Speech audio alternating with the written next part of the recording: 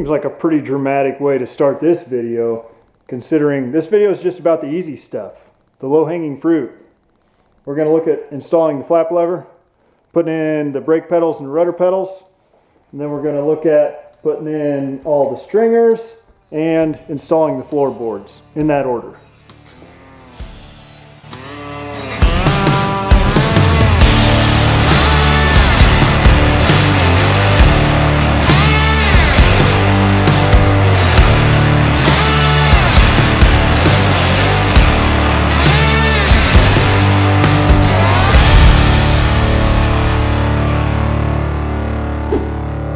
Alright, up first, the flap lever.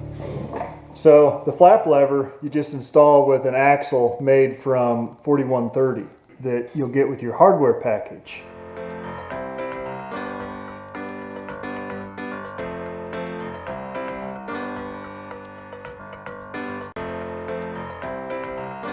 I just marked its length in place and then cut it off with a hacksaw.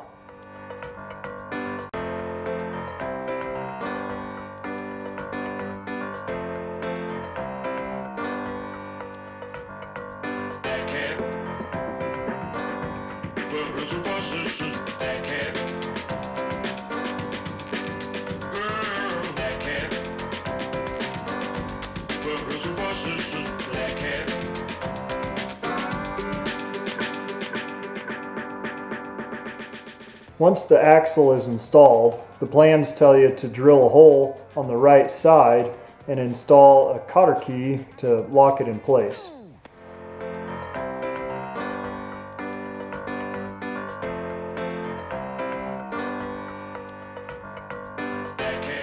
You just need a spring that provides good resistance but will still be easy enough to compress. The flap lever locks in place with a simple notched tube with a pin in it that's held in one of the notches using a spring. Then you slide in the notched piece and bolt it in place.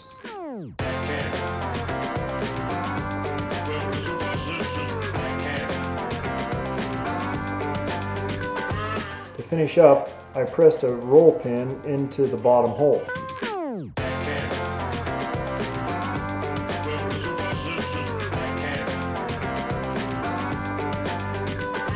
After it was installed, I checked to make sure that it locked into place firmly when it was supposed to and released and slid through all the positions smoothly. Next up was the rudder pedals and brake pedals. The brake pedals just bolt to the top of the rudder pedals. The steel components in the kit come painted very well, but this means that you'll need to clean paint out of a lot of the holes. I've mostly been using a reamer to do this.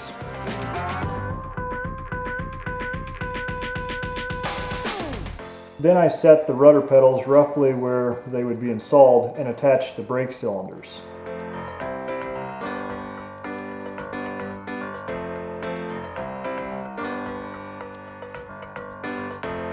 Once the brake cylinders were installed, I carefully centered the rudder pedals and clamped them in place at the specified distance from the firewall. Once I double checked everything about the position, I drilled the holes for the bolts and put the bolts in to hold it in place.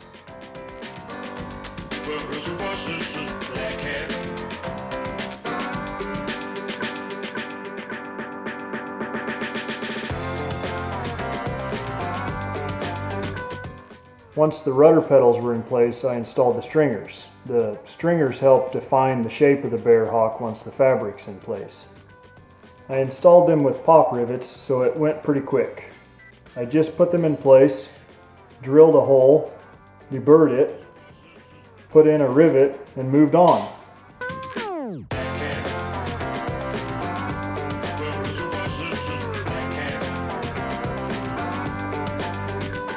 To cut the stringers, I would mark them in place and then I would just use a cutoff wheel and a grinder. I tried to cut them a little long and then file them to size.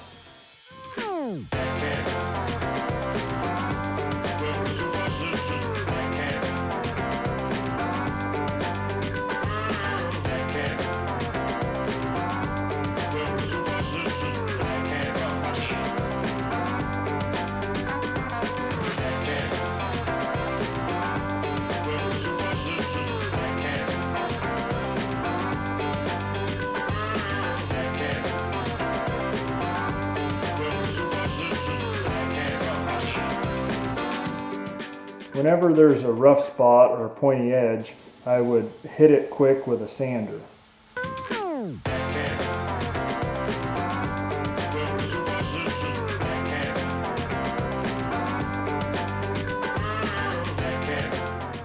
There were just a couple of things to keep in mind while installing the stringers. The first thing is on the bottom side near the tail. At this point, the stringers don't attach to anything where they terminate, so you need to curve them up or do something to make sure that you don't wear a hole in your fabric or make an eyesore. I bent a small curl in the end. I started by smashing the end a little in the vise.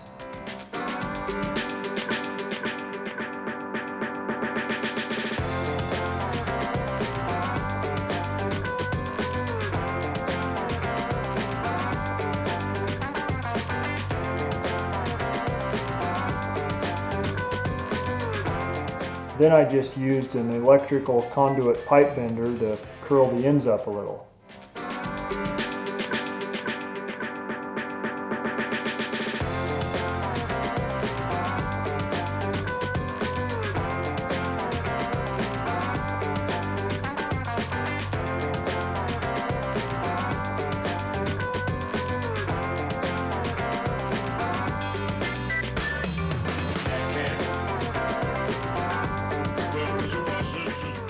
The other consideration is the upper stringer over here on the left-hand side where it terminates at the window.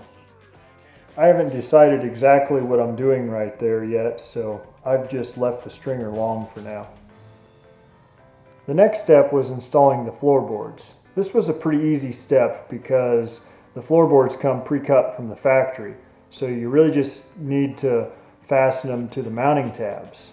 I'm told that some builders will install nut plates to all those mounting tabs. The kit builder's manual said that it was acceptable to just use Tinnerman clips, and that being quite a bit easier, that was the route that we took. Our process went like this. We would position the panel in place and clamp it.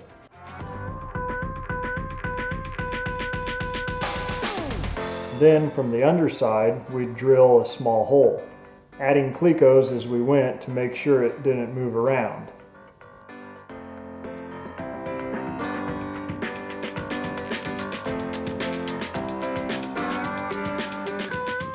Then from the top down, we'd drill them to final size.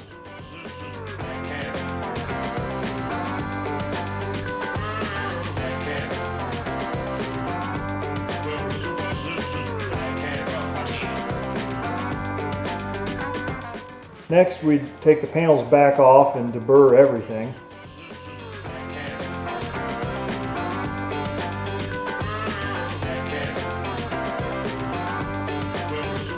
Then we'd put on the Tinnerman clips.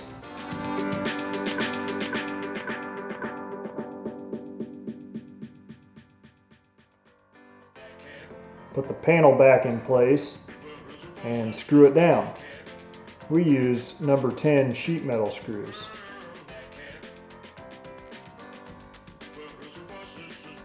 Then we just repeated this process until all the floorboards were installed.